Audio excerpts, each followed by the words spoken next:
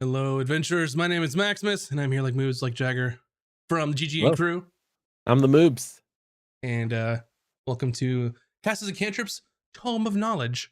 This is a little bit of a continuation from our previous episode where we were talking about the newest Unearthed Arcana. Do you say Arcana or Arcana? I'm just curious about that because it popped into my head. I say Arcana. There you see. I don't know if it's like tomato tomato. It's probably this. Either way, it's correct. Yeah, it's now that I have it in my head, I'm like thinking of it like, do I say Arcana or do I say Arcana? And like, you ever do that? Like, you're like, what do I say? Well, if you're already saying, well, I said it two different ways just now. but what if you're saying Arcana? Why isn't it Aircon? Nah, Well, never mind. Forget that's just ridiculous. it. But anyway, uh, before we dive in, we have some important news for you folks out there. First of which is this Friday, March the 10th, City of Terror, super special one shot with our guest dungeon master, Zeus, Mr. Zeus to you, uh, will be DMing with a wonderful cast of Naomi, Shadow Temple, Captain Robert, MacX3D, who's the dungeon alchemist, community manager, as well as our very own Bun Bun and VS are all going to be playing in that one shot. It's going to be wild. Yep, the city is ooh-wee. terrified. So super cool. And I can't wait Can't for wait you to all to watch. see it. Yeah. Yeah, I've been doing some work and I've seen things in the background. I've seen things and it's going to be wild. Can't wait for y'all to see it. Aside from that, the next big day is going to be March 31st. It's going to be Ron's Dreamy One Shot, where I will be playing Brannis. And if that doesn't draw you in, I don't know what will. I mean, that should be enough, right? BFFs, baby. Brandis and everyone's Ron. everyone's favorite character out of the whole campaign, out of all of it. Became the most hated into one of most likable. Yeah, yeah. Well, let me just ban this bot real quick. Bye. Uh, anyway, but yeah, it's gonna be fun. I have to think of some concepts for Brandis. I have some things in mind, that's for sure. Aside from that, April 7th will be our Out of Combat Live episode where we talk about everything. We talk about the entire first campaign. So any questions you have, make sure that you either put them in the comments, you can tweet them at us, you can throw them in Discord. And luckily for you, all of those links are right there in the chat. Or if you don't like links, just go to castesandcantrips.com and you can just click fun icons instead. Right. In case you're just listening through your ear holes Yes. and can't visually see what's going on. Yeah, exactly. With that being said, after that, campaign 2, April 21st is the official start date of campaign 2, and I'm very excited. I have a lot of work to do. It feels so far away, but it's gonna sneak up so quick. I know Yeah. it. Yeah. It's been I mean, it's been when did we finish Man, campaign what was it? 1? Uh, it was January 27th. yeah, it feels like forever ago now. It does. Um it's like what, 2 months? No, it's a month and some change. But It's let's crazy. let's say hi to our friends. We got Zeus in chat, Village, and then Mr. Botman, Yap, Bun. What's going on, everybody? Hope everyone's doing well. Had a fantastic week. Yeah. Um, Better way to start the week with D&D discussions. Boom. Yeah, we left off last week talking about the Druid UA, and we went way over time. So now today is just Mhm. all paladins all the time. My favorite. I do Paladins are the think best. I do think Paladin, either Paladin or Warlock are my two favorite classes for sure.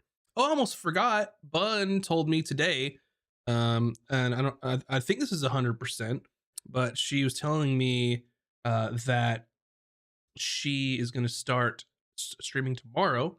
She's going to start Ooh. drawing some of the campaign 2 characters. So you don't want to miss that. I almost forgot to mention that, but she told me, hey, tomorrow she's back, her hands back, she's drawing like a pro, like always, and she's going to start illustrating some of those characters, which is very exciting for me. And if you're listening to this later and not live, that happens on Tuesdays, Tuesday nights, Mhm. PM Pacific time.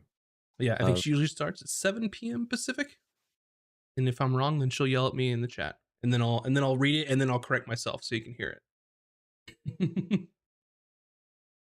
But anyway, after um, that before small detour, before we get started on the UA stuff, Max, why is Paladin one of your favorite classes? I know in my play style, when I like to play characters, I enjoy more often than not being a melee type character. But I like the flavors of Paladin. I like the additional like utility of being a spellcaster. Um, Sort of like the holy leaning part of it doesn't do much for me. I almost never flavor them that way. Um, but I don't know. I just like their style. I like what they do. I like being able to be in melee, do buffing, cast spells, a lot of utility. And I typically when I play, I always almost always fall into this sort of role where I like being like face type characters, and it's fun for me. And it's great that a paladin being a charisma caster can give me an excuse to be good as a face character. I don't know. I I'm know they're I'm high in up this for you. What about yeah, I'm you? in the same camp because well, like I do like the holy factor. I do like being a knight and just like Hmm. being the hero. But yeah, hybrid classes are huge for me. So like especially when in any type of game where I can hybrid, where I can either tank, I can heal, I can do damage, I can do this and that. Like that's right up my alley. So like even like in video games and MMOs, I always gravitate to those hybrid classes like paladins and stuff like that. So Hmm. but yeah, so a lot of the same reasons you like paladins. I Yeah, also like paladins. So very utilitarian. That's what I like. Because I've played other classes where it never feels good when you're like the one trick pony. Most of the time, it doesn't feel good, and that's sort of the discussions that people have had around some of the martial, like pure martial characters, where there's not enough out of combat utility in a lot of those mhm. subclasses. So they're good at the combat, but aside from that, there's not a whole lot else to offer. But I mean, I guess depends on your game, depends on what's in the setting that you're in. But I tend to agree for the most part in some cases. But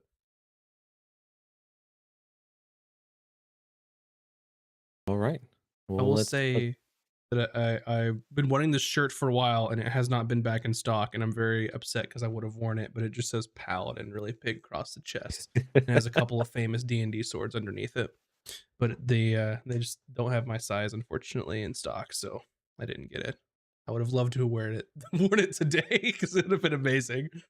I would there's also like a Final Fantasy 14 shirt themed paladin Hmm. shirt as well, and I wanted to get that, but I don't know where it is.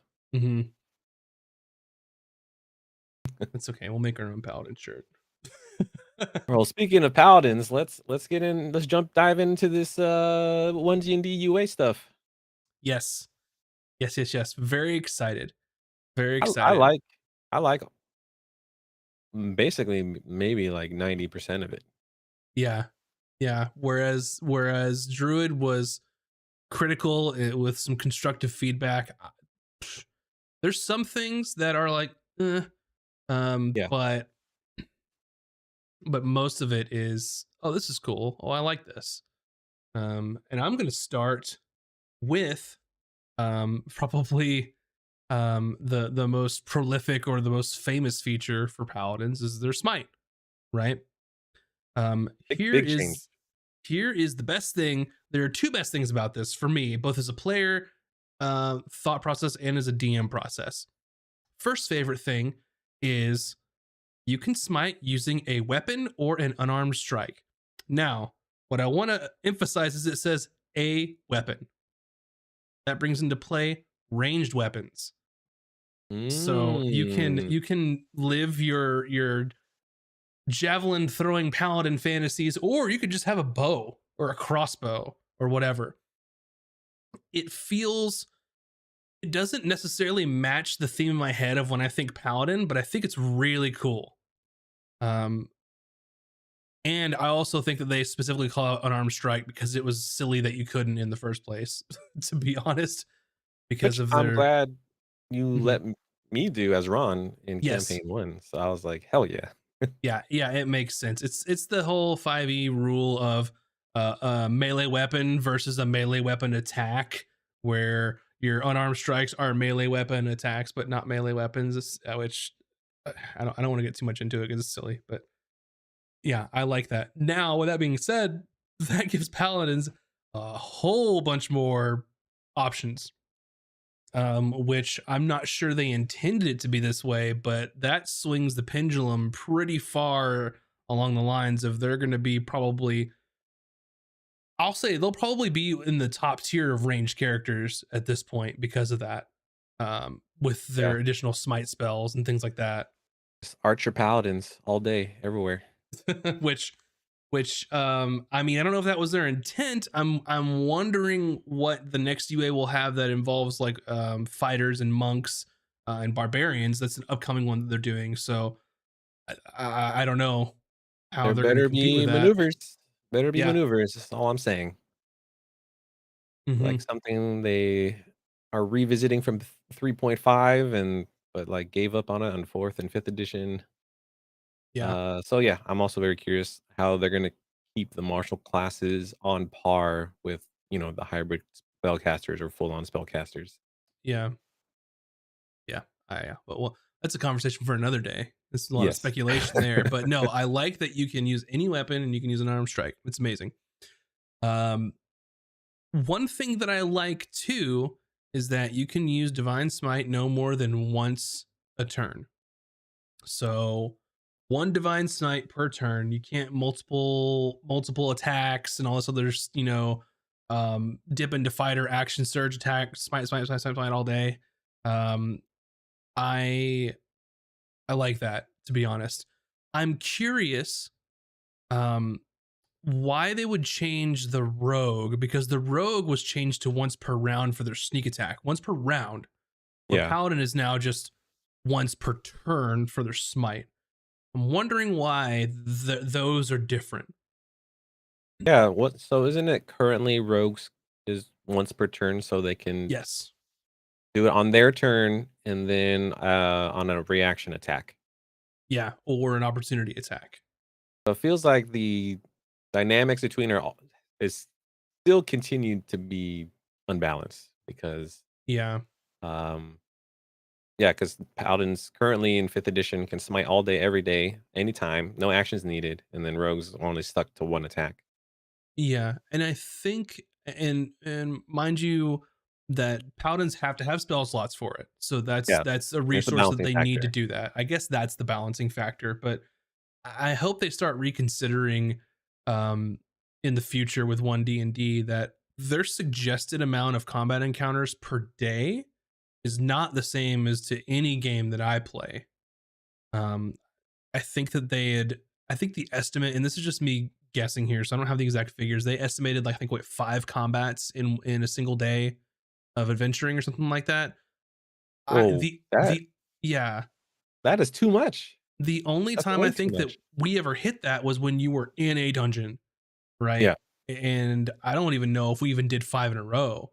I know there are plenty of threes, maybe some fours, but Yeah, 5 seems ridiculously high, especially considering how long combat takes, mhm. in Dungeons& and Dragons, especially when we're playing online.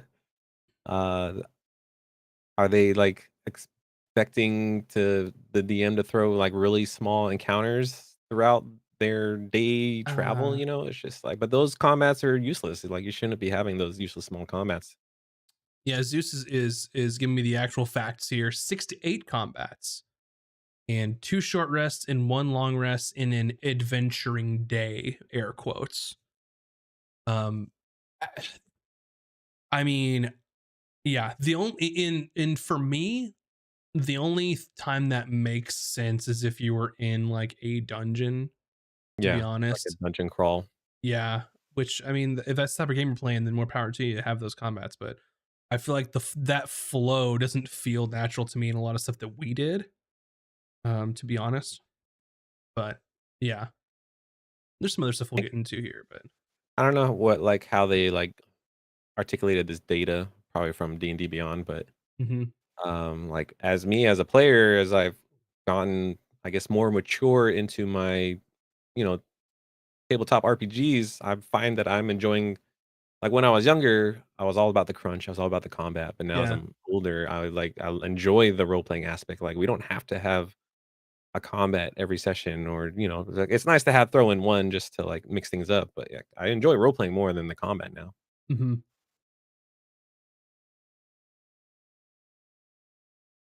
So that's a huge factor. I mean, as I think only able to smite once per turn mhm, is a big nerf, but a much needed nerf because like all paladins were just damage gods yeah, as long as and they had their spell slots. yeah.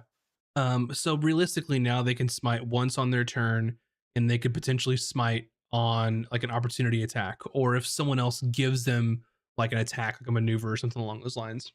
Hmm. So yeah, I like that limitation to be honest. No, I mean, all it really does is just limit from one two smites to one smite, unless you're like multi-classing or something like that. Yeah. And that brings me to another point that I'm going to think of later that I'm not quite ready to talk about yet. Make that note. Another thing that's cool, I think, is that you get cantrips immediately as a paladin as well. You don't have to have a particular style for that. You just have, I think, two cantrips of your choice from first level. Yeah. You also have, I think, a couple other things like resistance and spare the dying also prepared. So yeah, I think that's Yeah. cool. No, yeah, that saves because Ron took a feat to be able to cast cleric cantrips. So Yeah. that would have been nice to free up a feat slot and for me to pick something else rather than that. But Hmm. yeah, that's a huge plus for me as in Paladin as well. Yeah, I it adds to the versatility, and I think that you could pick some really interesting options in that case because previously you either have to take a feat or I think it was a like a fighting style or one of the optional fighting styles to do the cantrips. But now m- I would assume that your main damage is going to be like your weapon since you can smite with anything now. So I'd hope that people would take more interesting cantrips that aren't just like the best cantrip for like currently like firebolt if you're not a warlock, best range, highest damage type stuff. Yeah. Um, so yeah, I think it'd be interesting to take other cantrips that normally wouldn't be taken. And you get spellcasting. Do they always get spellcasting immediately? Paladins? I want to say actually I have it up right now. No, level 2 is when you first get your first level spell. Right. And that's when you could start casting smites too, which smites are still second level.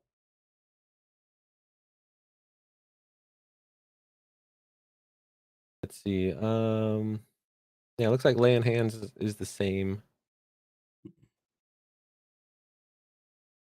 Yeah. And then, well, level 5, Faithful Steed, since the changes, like similar to like Find Familiar for druids, Yes. uh, Find Steed is now like the same thing as the druids have, but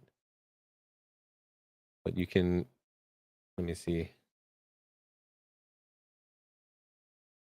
Yeah, so you choose like I think you only get Celestial, right? Yep. Um, I don't think that it says that. You always have the find seed spell prepared. It doesn't count against number of spells you can pair. Um, Oh well, the spell says you can do Celestial Favor Fiend. yeah, the paladin feature just says you can do it, so you could have whatever flavor you want. Which we talked about Faithful Steed last time, but I really like the way they changed that spell, and I think it's really cool that paladins get it. It's always prepared, and it doesn't count against the number of spell slots. And then um, it's just an action to cast, and you can cast it once without expending a spell slot in that day, which is cool. Yeah, it's super Um, awesome. with that being said, I like it. I'm the kind of like player that would want to have that and would enjoy that. But that does take a fifth level feature and say, hey, I feel like if you're not the kind of player who would want to have a steed as a paladin, I think that it hurts you mechanically to not have them around because the spell's so good. In my opinion, so it kind of says, "Hey, hope you wanted a friend," because he's here.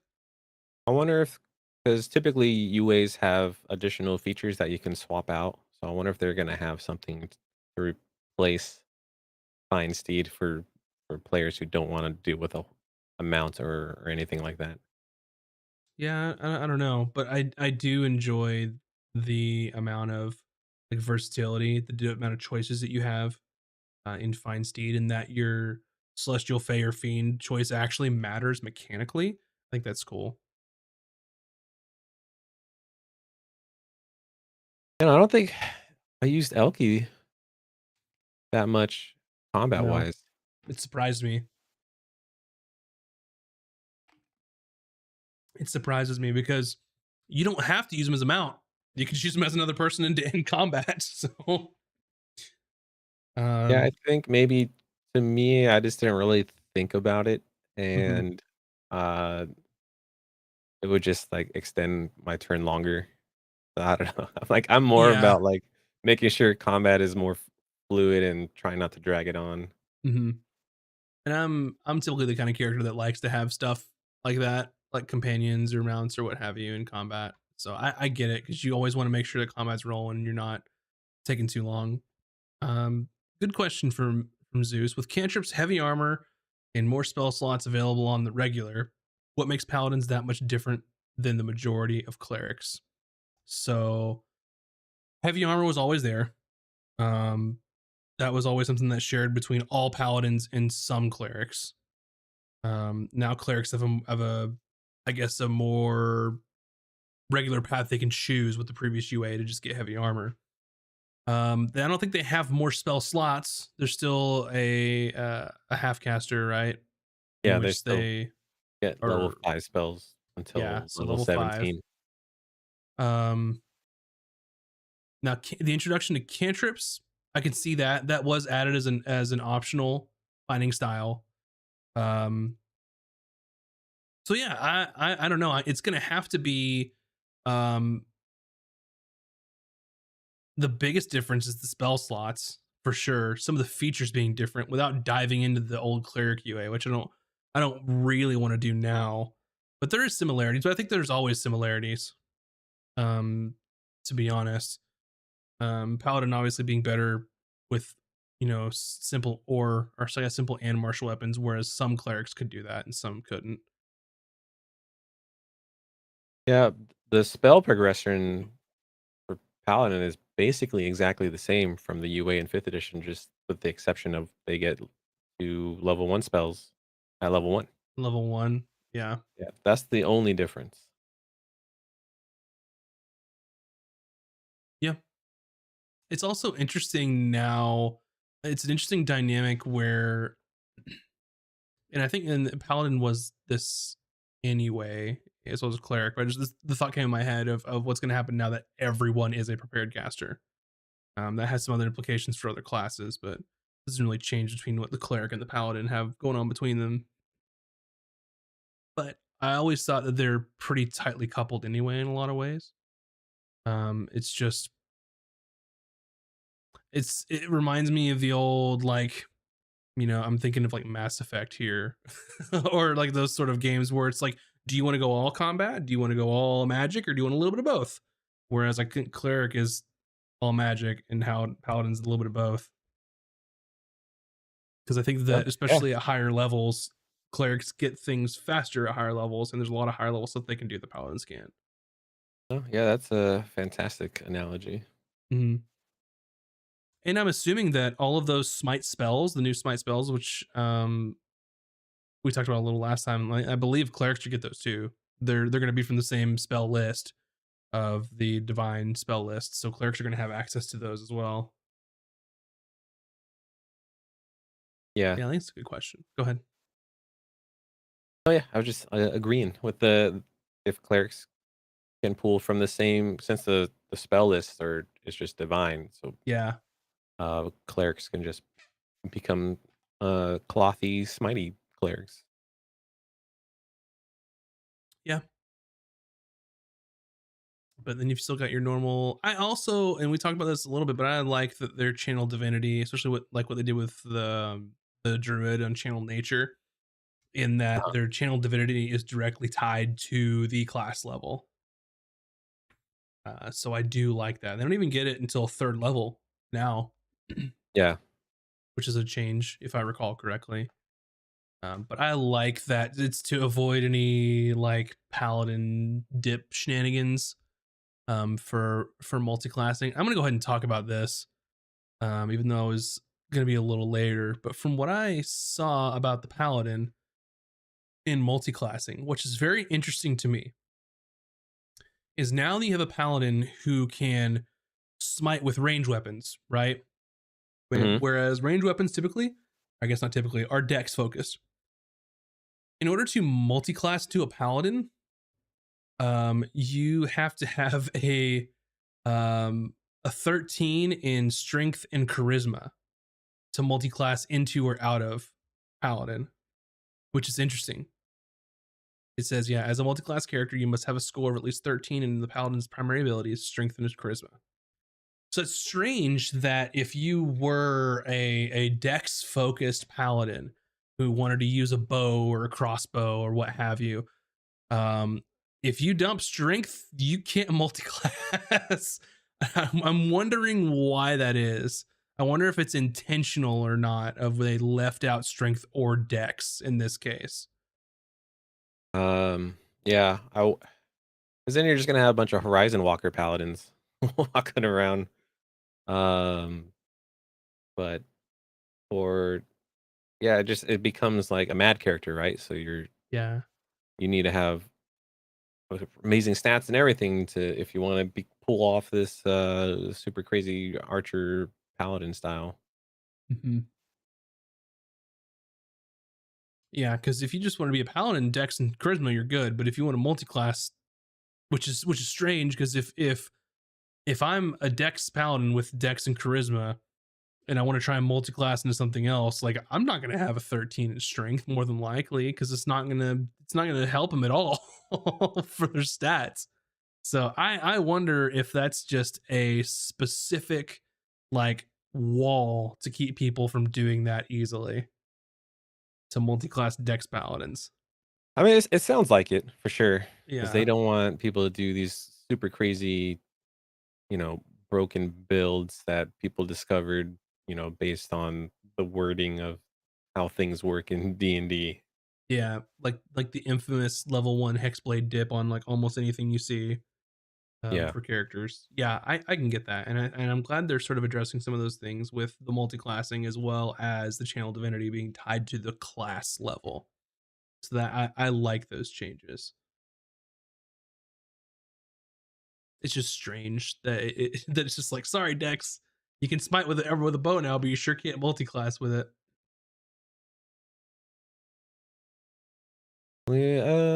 Let's see. Well, Zeus already broke it down because Zeus is a madman. Only five, so 13 isn't a big deal. Only 5 points out of the 27 using the standard point buy. You can still do 15 dex, 14 charisma, 13 strength, 12 con, 10 wisdom, and 8 intelligence. And then add Mhm. the +1 dex and the +2 to charisma for the racial bonuses. Yeah. Yeah. Yeah. Yeah, exactly. Just it feels very like at that point, it's just like very cookie cutter, right? If everyone wants to be a ranged paladin and multi-class, like those are the stats you need, and it's already there. Yeah, it's interesting because now they can't what makes it interesting is you can't, it's not saying that 13 is unattainable. It is that it is you're having to make other sacrifices because you can't dump stat your strength. It's not unattainable. What class would you multi-class paladin with anyway? Hexblade, because you can use them ranged. Sorcerer, meta magic options, um, getting your spells back. There's a couple things off the top of my head that you could do for the cheese builds anyway.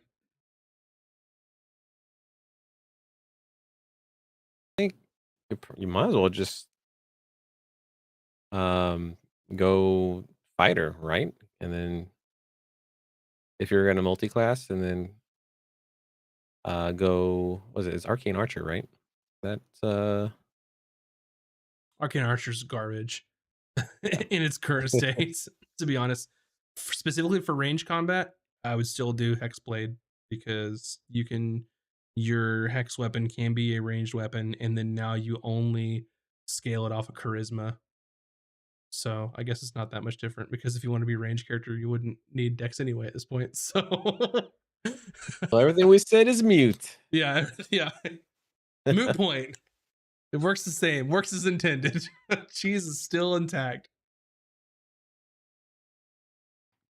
They did add a new thing to the auras that wasn't a thing that you had to be concerned about in fifth edition, and but in the UA, uh, people who are in total cover no longer receive benefits of the auras. So that's something a little new change. I like that change. And I don't know. This passes the smell test for me. Does it make sense that if this aura goes around walls or goes through walls? Well, no, that doesn't make sense. I'm glad that they made that change because there's a Then lot they of added, mhm. yeah. Oh, sorry. Continue your point. Oh, just that, and that it doesn't extend through total cover at all. I was going to say I was going to add that in what the text says. Yeah, I think that's fine.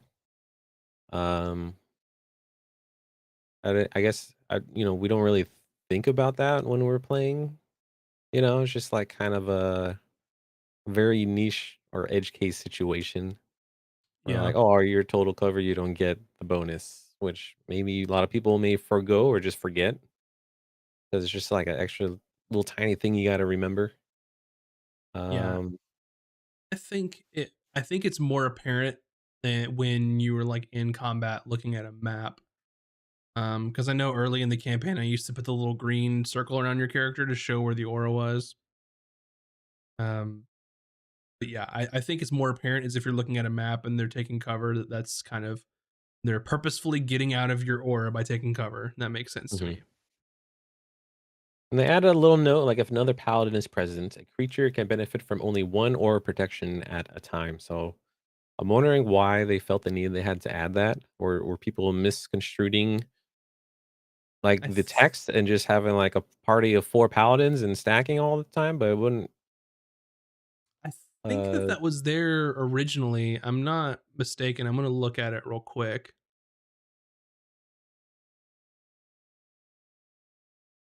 Oh yeah, it's not stated. yeah, the original, the original paladin. Yeah, that's interesting. yeah. So it makes me think if there was some kind of confusion or people trying to abuse the wording to have like four paladin party and stacking auras, but it doesn't really provide much, right? Like, I would just assume like it just makes the aura bigger. It would provide quite a bit. Is if people were stacking it. Um, does it do the same thing in fifth edition? I'm looking back at this. Yeah.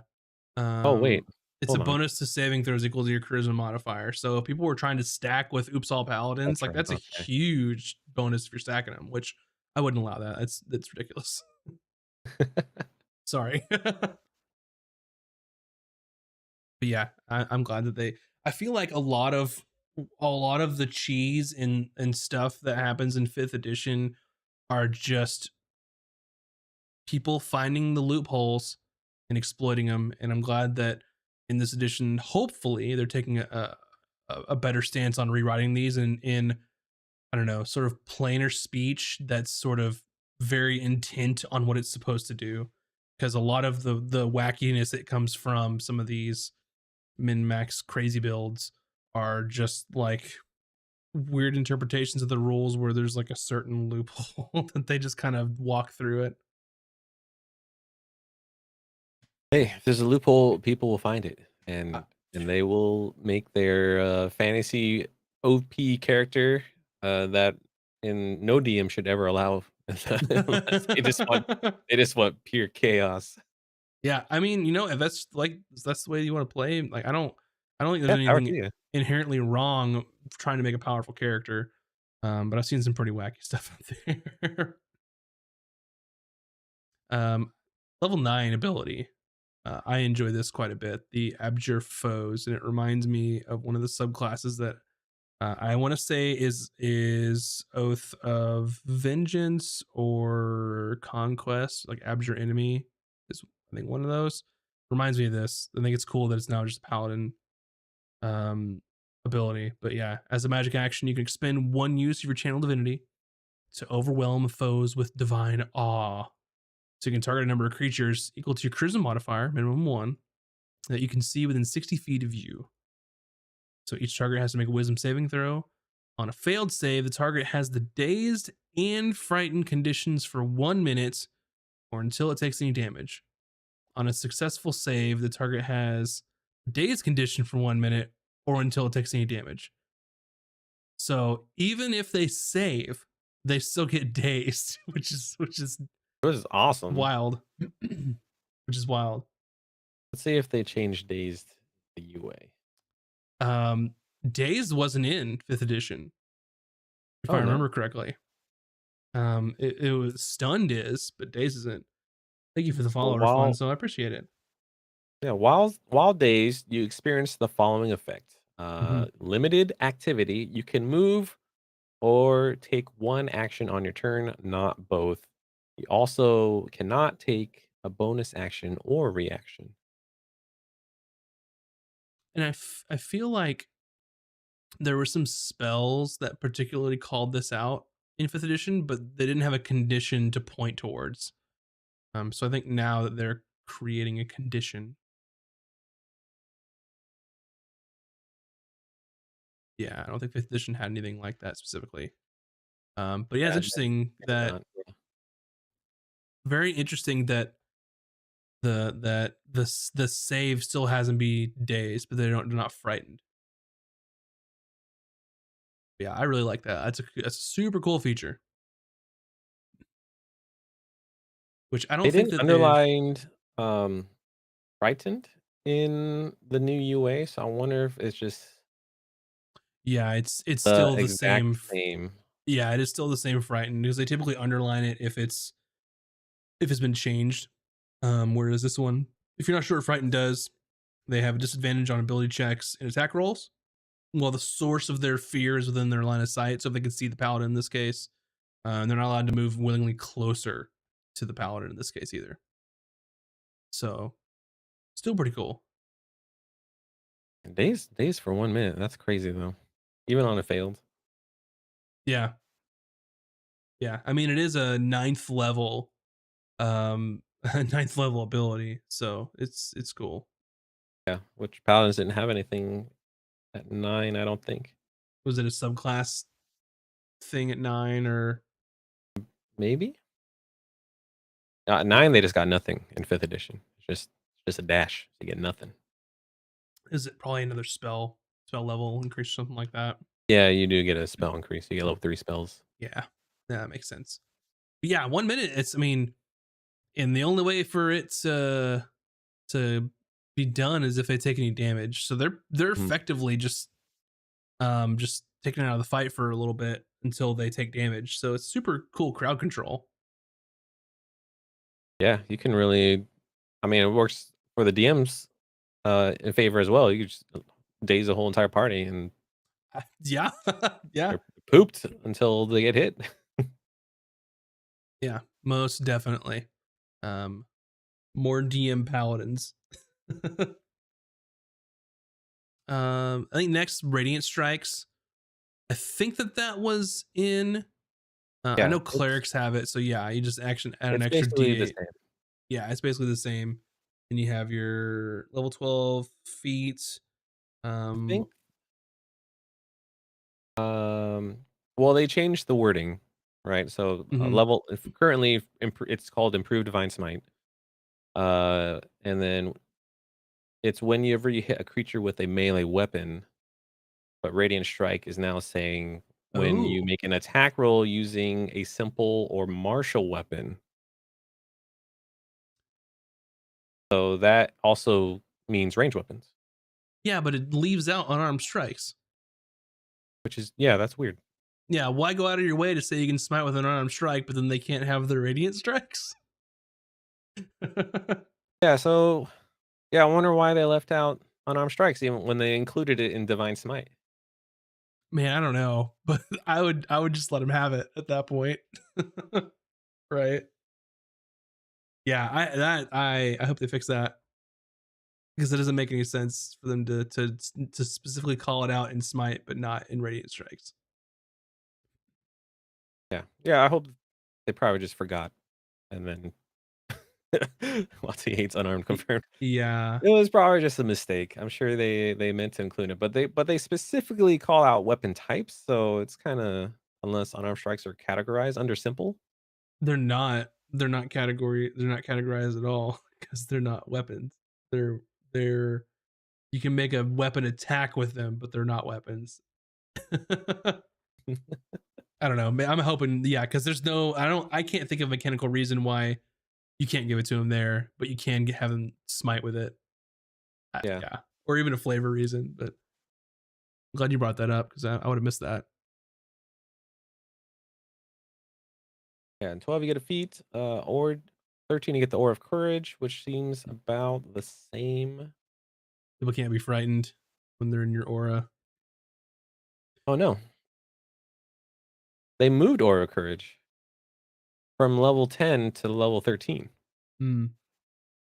I I don't know if the original says this or not, but I always like the text of if a frightened ally enters the area, then that condition is suppressed while the ally is there. I don't know. I just like the implications of that and how you think through it. Where if they're frightened and they're in your aura, if they step into it, then they're still they still have the condition if they leave, but if they stay by the paladin, then it's kind of suppressed. I don't know. I just like the thought of that.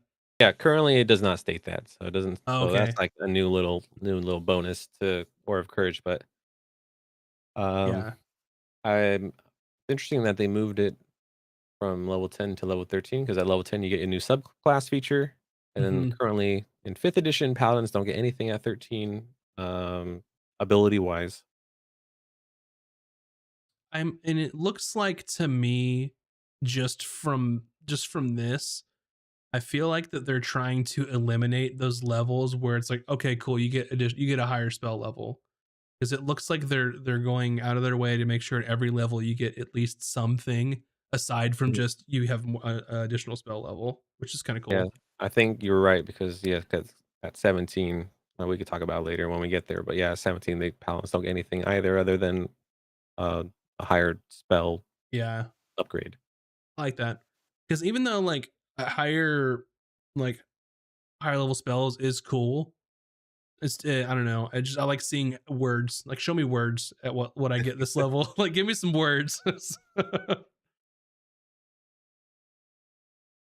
And then, let's see, level 15, they changed, cleansing touch to restoring touch, and instead of getting at level 14, you get level 15, Hmm. and it looks like so cleansing touch as it is now, you can use your action to end one spell on yourself or on one willing creature that you touch. You can use this feature every time you include your charisma modifier, and you regain uses after a long rest. That's So the old now way. Yeah.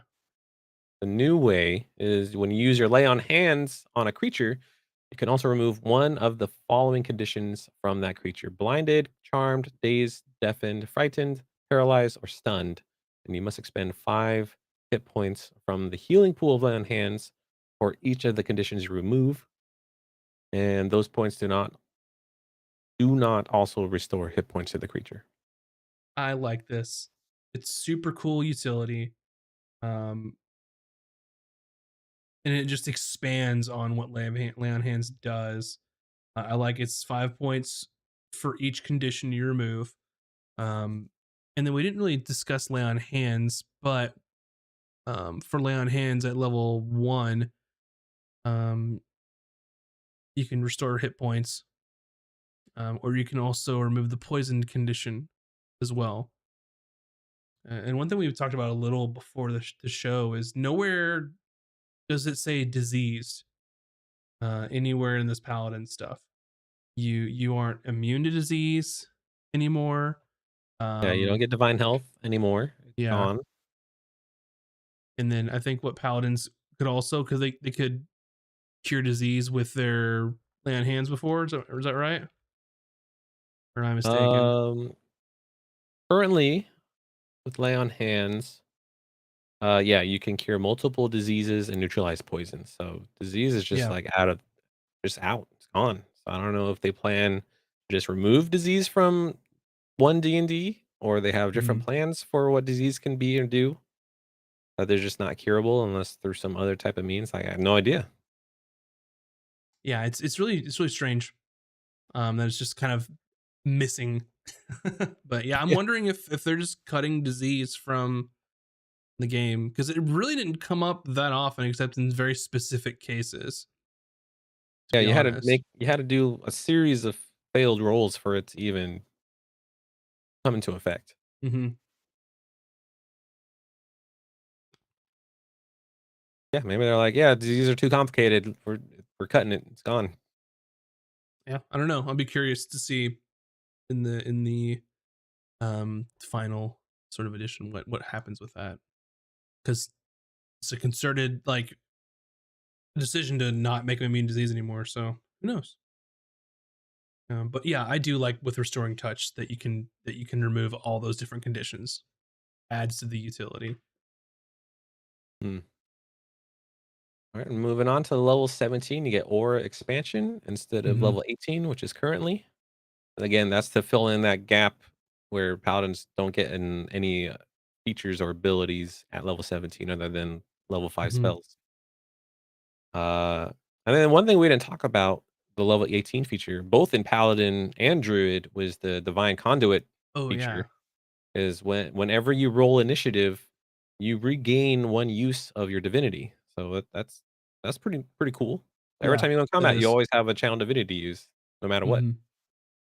That mimics some other like classes, like with monks, that in certain I think when you get high enough is if you don't have any key points, you get X amount at the beginning of combat. Yeah, that's cool. I like that. Giving them an easier like at higher levels, giving them back their sort of thing that makes them the priest, quote, Mhm. air quotes, the priest type class, Yeah, which I that's guess, yeah. basically paladin. Then you get a feat at 19, and then you get an epic boon at level 20, which Yeah. I really don't know much about epic boons. You gain the epic boon of true sight or another epic boon feat of your choice. Also for paladin specifically, they Mhm. They give you are like a little specific. suggestion, Yeah. basically. There's something that I wanted to bring up too before we get into Oath of Devotion, Go because for they've it. made some changes there. And this is just kind of the flavor text in here, but I really like what they went out of their way to add flavor text about breaking your oath as a paladin. Mm. Um, and they say things like, a paladin who has broken a vow typically seeks absolution from a priest of the same faith or from another paladin in the same order. Gives you some suggestions of what might happen to kind of um, try to get absolution. But the last paragraph is cool, and I'm glad they spelled this out. So if a paladin willfully violates their oath and shows no sign of repentance, the consequences might be more serious. At the DM's discretion, an impenitent paladin might be forced to take a more appropriate subclass or even to abandon the class and adopt a new one. Whoa. I like that they went out of the way to talk about that. And I didn't like that the Oathbreaker Paladin in the DMG, that people often associated that, oh, if your paladin breaks their oath, they have to be Oathbreaker now. Not the same. Not the same at all. Oh, even though it's called Oathbreaker Paladin, you're basically a Hell Knight at that point, working for evil. But I do like that this specifically calls out because there's a lot of people that talk about and this is mainly with warlocks but also paladins too, of like what happens if you defy your patron, what happens if you go against your vows, and there's always arguments that I've seen on the various subreddits, which what do I expect at that point? But for going there, but oh, the DM can't do that. The DM can't take away this thing. I'm glad that they added this because it's thematic, and I Yeah. wouldn't willfully take someone's class away from them without getting their blessing or their buy-in. Case in point with Bryn, that was a circumstance that Bun knew it was going to happen. I told her up front there. But I like that they're like, hey, you're not abiding by your vows of your chosen subclass. You got to pick this other subclass now, which is more aligned with what you're doing. Think of like Oath of Devotion versus like Oath of Vengeance or Conquest or something like that. Or just the idea of just like, hey, you have to abandon Paladin now. You're not a Paladin anymore. It seems so cool to me. It's gonna happen very rarely, but it seems super cool. Yeah, like, do you no longer have access to your features because you abandoned your oath, so you can't smite anymore? Yeah, I don't know. And your spells, that's crazy. To me, yeah, because that end is key of like abandon the class and adopt another one. Like, what does that mean? It's like roll the same character, but pick a new class that is more in Yeah, line to the crazy stuff that you're doing for the reason why you broke your oath. So it's yeah, like you're a barbarian now. I don't know. yeah. That's, I mean, yeah, I don't know. Um, I wonder how that would work. Is okay, are you yeah, because it doesn't make sense because let's say I'm a level 5 paladin and I'm forced to abandon the class. It doesn't make sense that I'm still level 5 paladin and then from now on I'm a fighter, for example, right? Because would you still have access to all your paladin stuff if you're forced to abandon the class? But the flip side is okay, you're no longer a paladin. What do you make a level 5 what? I don't know. It's cool. It's cool to think about. I wish they'd be a little more explicit there, but it's specifically in like a little flavor text column. So I don't know. I just like the option there that the DM's discretion they could do that. So this is related but off topic, but it's Hmm. tangent, but still related. So back in the day, I made a half dragon paladin Hmm.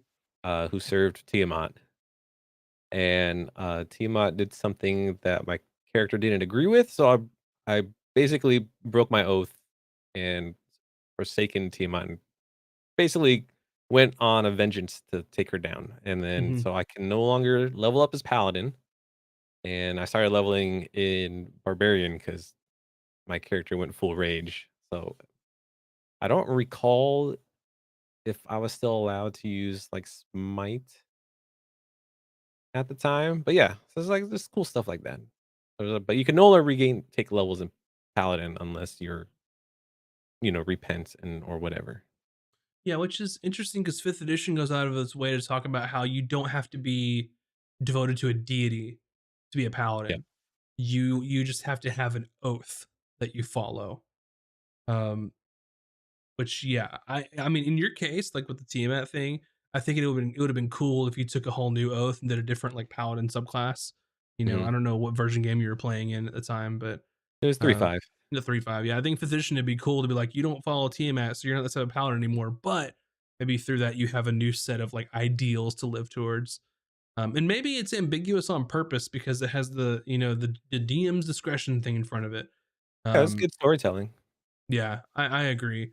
And I'm also a firm believer that 85 to 90% of most problems at D&D tables can be solved by talking through it. Yes, For the most agree. part, whether it be, yeah, not every conversation has to be a conversation in character either. You can also have conversation with people at the table to say, hey, this is very fun.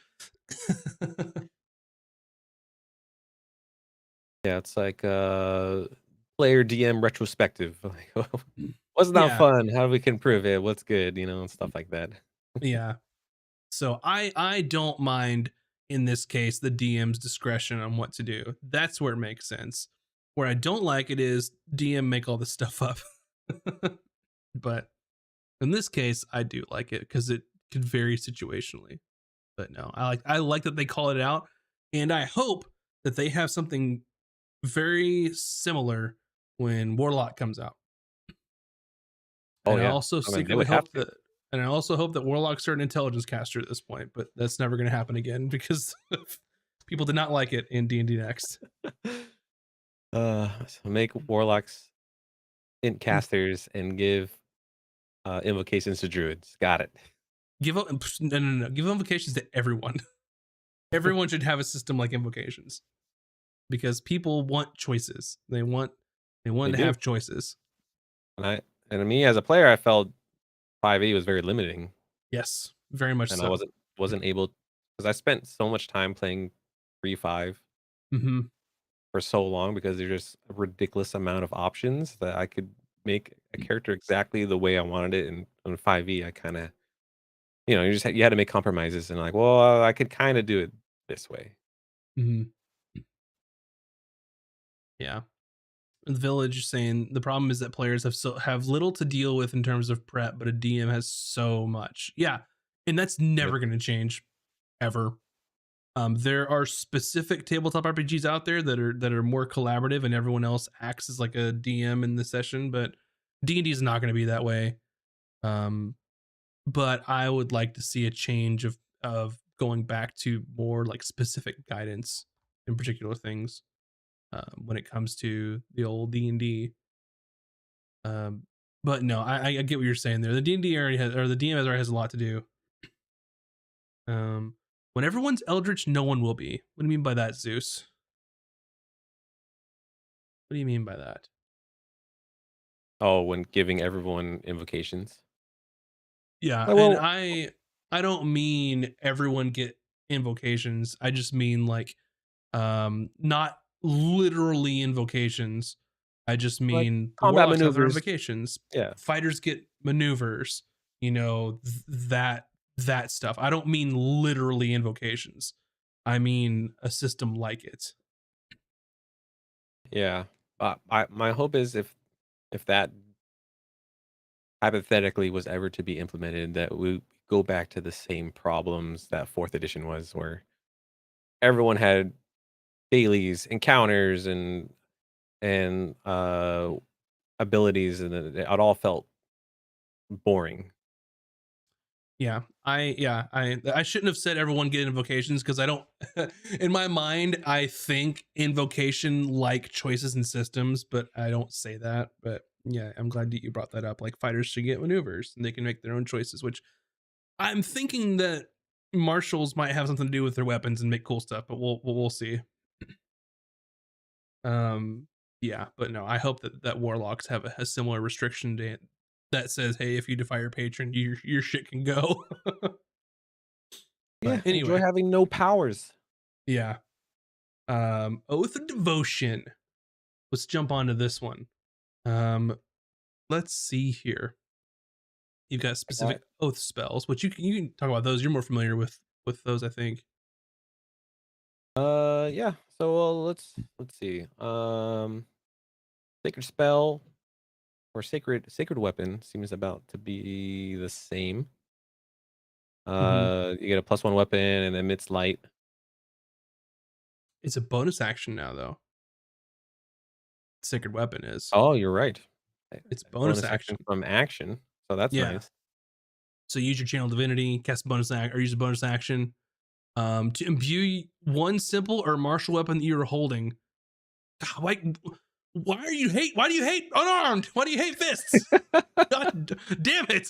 Yeah, You there it were is this again. close to greatness. Maybe the unarmed was a typo. Jeez, don't go. No, that can't be true. I don't know. If I wanted to be a monk paladin, I hope you just let it happen. Oh yeah, yeah. I don't think there's any inherent mechanical advantage there or disadvantage. Damn, they do hate unarmed. Why?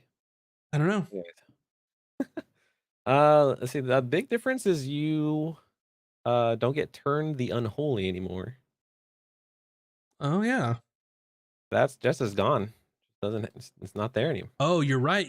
Your channel divinity option is sacred weapon. I'm wondering if it's because there are other channel divinity options built in the base class now.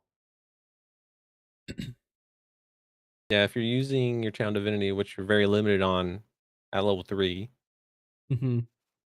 And maybe they're just trying to limit the options you have because you don't want to like what's it called? I don't know, deer in the headlights trying to figure out what ability you want to use over the other. Mhm. Um, Yeah, but yeah, because they then you get divine senses as the base level, right, yeah, for Paladin.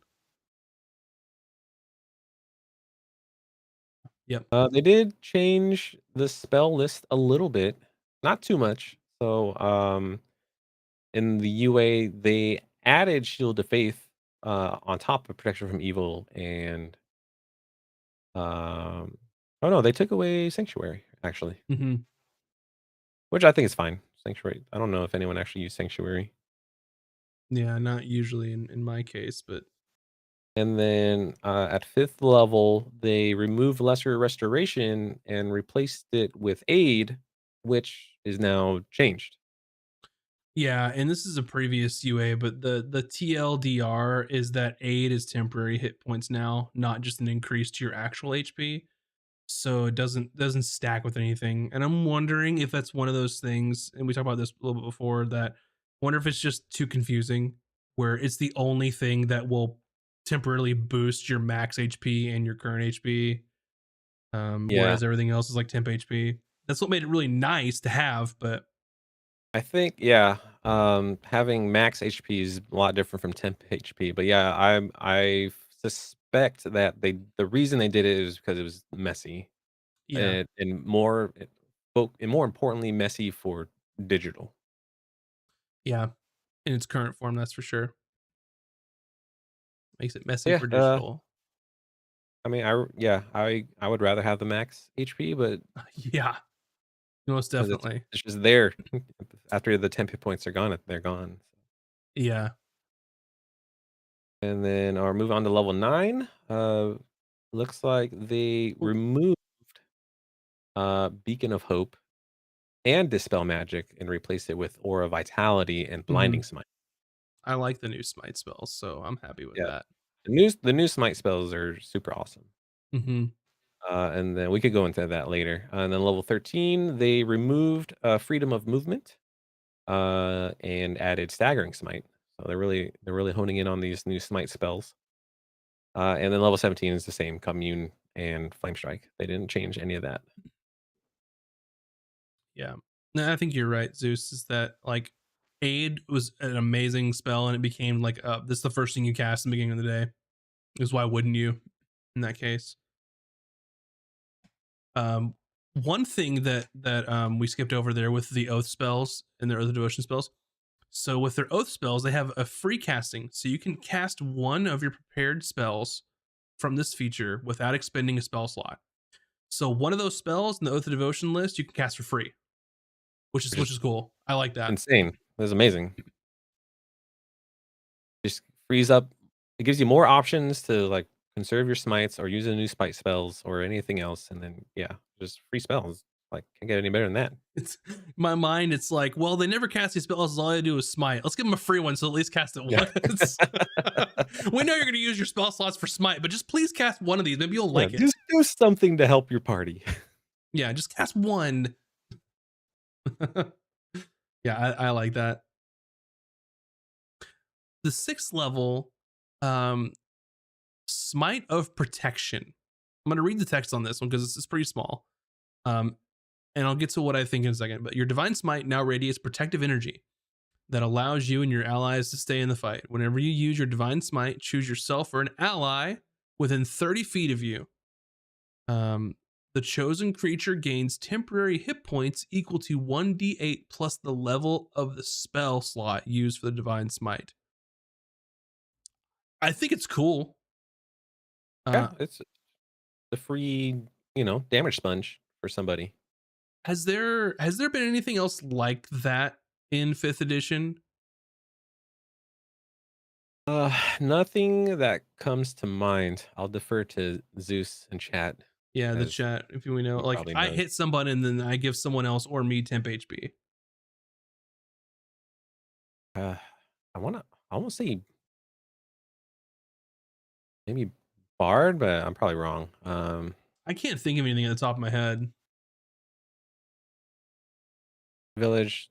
found the design decision to be so strange. It seemed to be simply to simplify and nerf. Yeah, I agree with that. That they're definitely trying to simplify and just like Mhm. create that barrier of entry even lower, so more people could get into Dungeons and Dragons, and more people would play, and more people buy the books and and all that jazz. I don't necessarily disagree with some of the simplification. Like, I get why they Yeah. changed aid. It's sad that it makes it worse, but I get why they changed it. Now you can cast it for free as a devotion paladin, There you go. One, yeah, everybody gets one.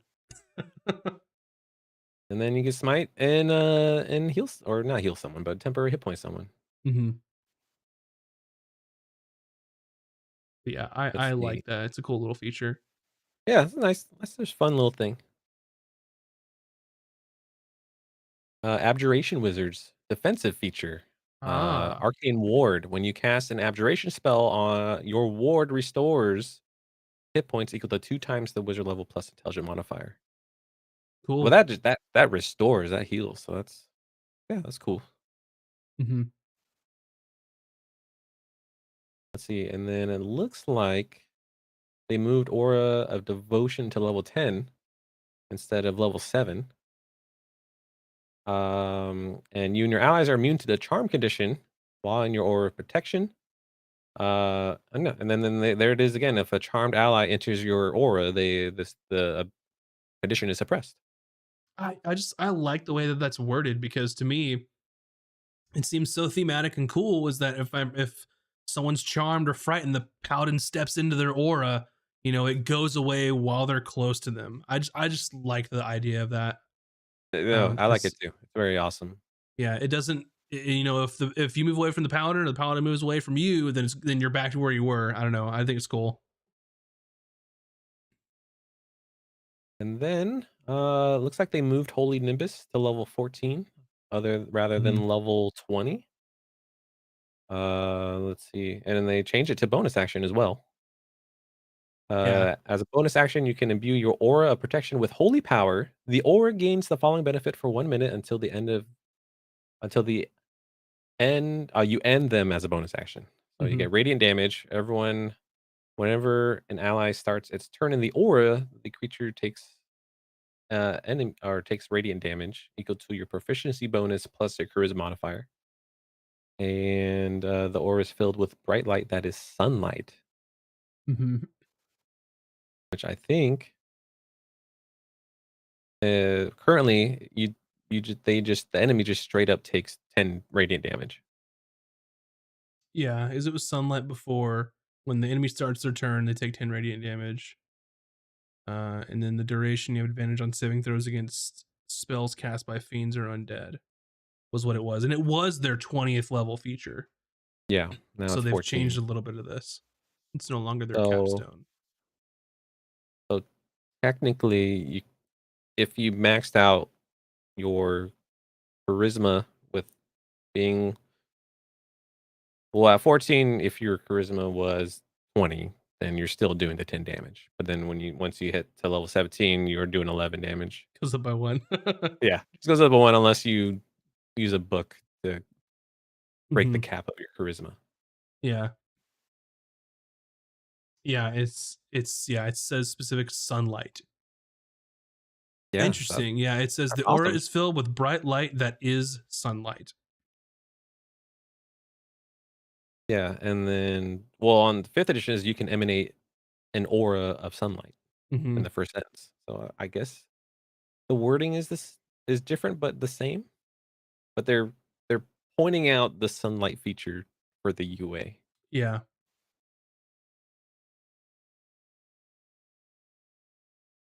yeah. It's actual sunlight because daylight and sunlight are not the same Yeah. thing. Yeah, they're Which I not the hope that same they thing. simplify. There's a lot of things that they could simplify in regards to their language to kind of make it less murky, and it looks like that they're trying to do that in some of these changes, which I very much appreciate.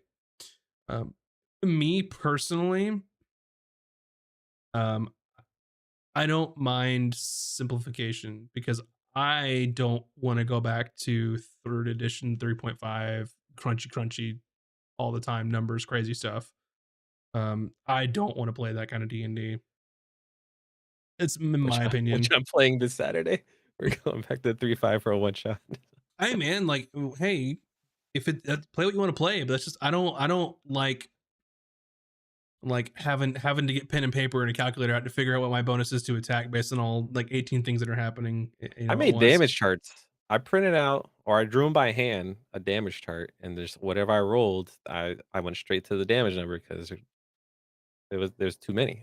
You're rolling a ridiculous amount of dice Yeah, in 3-5. yeah, No, I agree, Vilash. Like simplifying is not bad, but if you oversimplify, then you kind of lose the essence of what you're trying to do. yeah. I don't know if I don't know if I've seen too much oversimplification so far.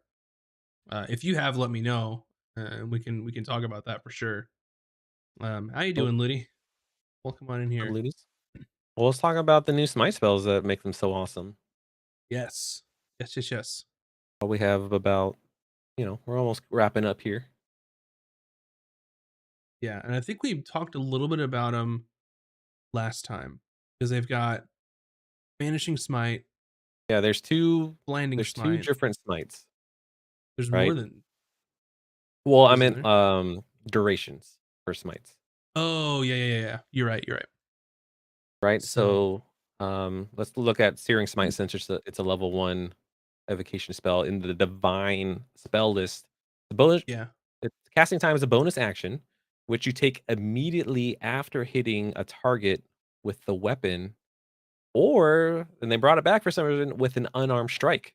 it's there. Unarmed's there. It's there in the spell. Damn it. Um, so instead of casting the spell and then hitting, you now cast the spell upon confirmed hit, which is super awesome. Yeah, because I like that, and it may be a little more powerful, but it doesn't feel good that you used to use your bonus action to load the spell up basically, and then it counted as concentration, and then you had to hit something, and then it went off. Because if you want to be this utilitarian character, like if you had up was a bless concentration, right? Concentration spell, I believe. Why would I ever want to smite spell somebody? Because it would take my concentration away, right? Yeah, exactly. And that's the But thing with a then lot of spells is that a lot of utility spells are concentration. But yeah, go ahead. and then we talked about this before, like off off live. I don't know. Yeah, But offline. Searing Smite is a concentration spell Yes. because up to 1 minute, which we were like trying to figure out why. Hmm. Um, but because so as you hit the target, your strike flares with white hot intensity, and the target takes an extra 1d6 fire damage and ignites with magical fire. At the start of its turn until the spell ends, which is 1 minute, Hmm. the target must make a Constitution saving throw, and on a save or on a failed save, they take a d6 of fire damage, and on a Hmm. successful save, the spell ends. So to your point, Zeus, they're not all concentration. Searing smite is a concentration. Staggering smite is not a concentration. Um, banishing smite is not a concentration. Blinding sight is also not a concentration. So the only ones that I've seen that show concentration are searing smite and And Thunderous Smite. glimmering smite. Oh yeah, Thundering Smite is instantaneous. Mm-hmm. Oh So yeah, well, so some of them have. Wrathful Smite also has concentration Oh, I didn't scroll down far enough. I missed the because W. Yeah, there's an effect in play like the continual fire damage, or with Wrathful Smite, the target is frightened. But yeah, while you maintain the concentration, you can do the more. effects will be applied unless you Yeah, just drop the concentration and you just wanted to do as a one off. yeah. I see three distinct types for under duration. There's one with concentration up to a minute, so you have to concentrate, and it's up to a minute. I see others that are, um, like for example, banishing smite is just duration 1 minute, no concentration involved at all. Um, blinding smite duration 1 minute. So there's duration with 1 minute concentration, duration Mhm. just 1 minute, and then duration instantaneous. So there's kind of a little stair step of, I guess, how involved it is. Yeah, it's interesting. There's duration smites that don't require concentration. Hmm. Interesting why they would. Maybe they're trying to spice up smite spells because no one actually rarely or people rarely use the smite spells when they could just smite instead and deal more damage. So I think this is a cool direction they're taking smites. Yeah, I like it. I'm curious if banishment, the spell, was concentration or not. I'm gonna look that up real quick because I'm curious. Uh, I believe it is. It is interesting, Yeah, but but this banish smite one, just banishment happens is for a not. minute. Yeah. Interesting. Yeah, I thought it Yeah, was, but I just want to make sure. Because it's not a spell that I cast frequently in game or in real life. Yeah, I like the, like what you're saying, the direction with smites, in that gives you more options. Well, they're still smites. They each of them have a specific kicker.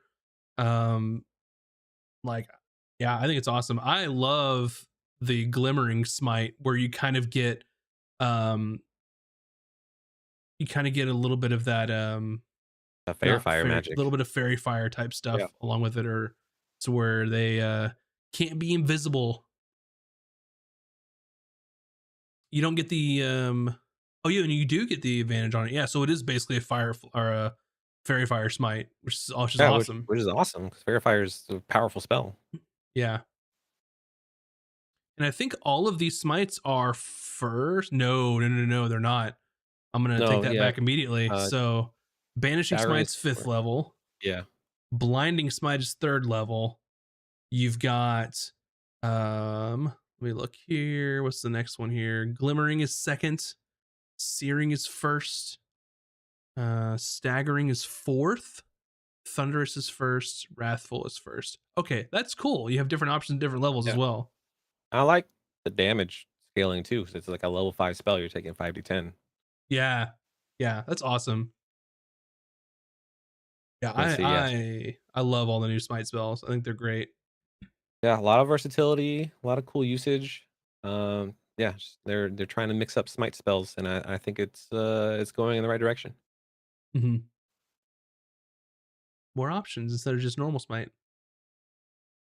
I can see a lot of cool uses with, like, just all of them in that case, but the blinding smite, super cool. That's a Yeah, big all in deal. all, I like it.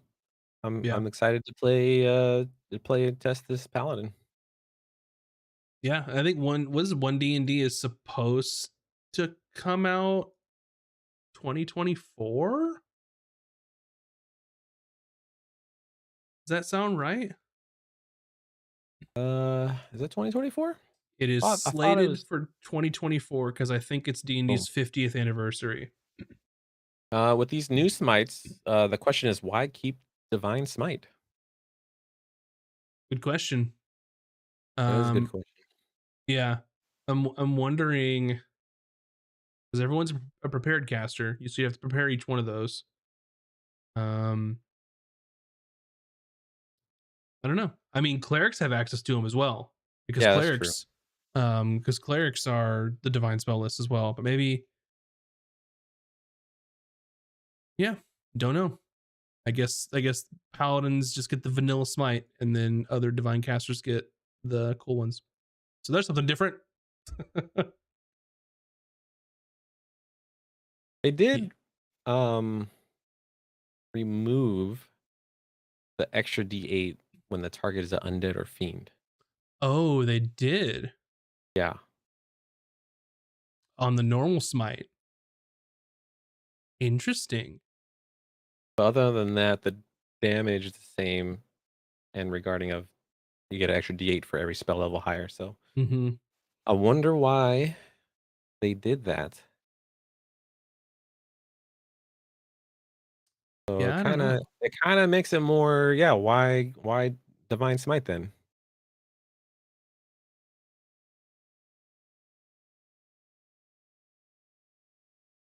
Yeah, those, yeah.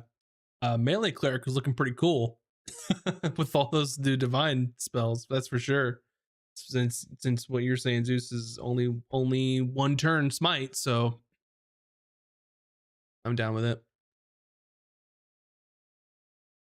Ooh, wee. Yep. Well, I that's all in about wraps all, up the Paladin. yeah. I was say, all in all, I enjoy it. I like the changes. I can see why people don't like the fine steed being built in specific there. Um, Mhm. but I like that you just get a free use of it instead of just I having mean, to a spell on your spell list. free mount. You don't have to spend gold on a horse or whatever. I mean, Yeah, and plus you can flavor it the way you want. Got a type, that's and true. it also comes with a special ability, so it gets Misty Step if it's Fey. You get healing if it's Celestial, and I think I forgot what Fiend got, but that's cool. Yeah. Anyway, hope you all enjoyed our discussion about the Yeah, paladin. remember, very important is if you saw things that you like or you disliked or have suggestions on what to change, fill out the survey. It's very important that Yes. because feedback is king. And if you want to see change for the better through these UAs and playtests, you got to submit the feedback. Yep. That's the only thing they're gonna listen to, and they made it pretty clear that the feedback is what they're gonna do. So, Yeah, um, because remember, if you're pooping on things and you don't submit the feedback, you're just pooping alone. It's my new uh, catchphrase. yeah, you're just pooping alone. Nobody wants to do that, right? No one wants to poop alone. The survey comes out usually a couple weeks after the UA because their intent is they actually want people to play test and not read test. Yeah, the Um, key factors you need. It's important to actually play it out. yeah. But with that being said, if there's something in there you don't like, you should fill out the survey. Um, No, you can't suggest removing an entire class. That's remove cleric. uh, Hey, there's a very distinct difference between cleric and paladin, in that paladins get yeah. free steed. So there you go. Boom. And heavy And armor all the heavy armor. time. That Oh boom. man. Classless system. That's it. New D&D Yeah, is no more classless system. classes. Yeah. Boom. Oh man, I got distracted because is sending me images of the overlays for Friday, and boy oh boy Ooh. did they look cool. Um, Cool. wooey. Anyway, you'll see them soon enough. Perfect But with time to that, wrap things up. yeah, we'll wrap this episode up. Thanks so much for watching. If you aren't yet, please go subscribe to our YouTube channel because we are getting close to 1,000 subscribers. I think we're at 90 900 away. and yeah, 900 and however many. We're Um, 910. So we just need 90 more subscribers. yeah, and then a lot more watch hours. So thanks for watching us on YouTube and keeping those tabs open for us when we're streaming. So much appreciated. But with that being said, next time you'll be seeing us is tomorrow. Bun is going to be streaming around 7 o'clock p.m. Pacific time. Some campaign 2 character art is going to begin. So I'm very excited. And then, of course, on Excited. Friday, we have our one shot City of Terror. That's at 6 p.m. Pacific. It's going to be awesome. So please come back. We have lots more to show you. With that being said, thanks, everybody. Have a fantastic night. Everybody, casters and Bye. cantrips.com for everything. Bye.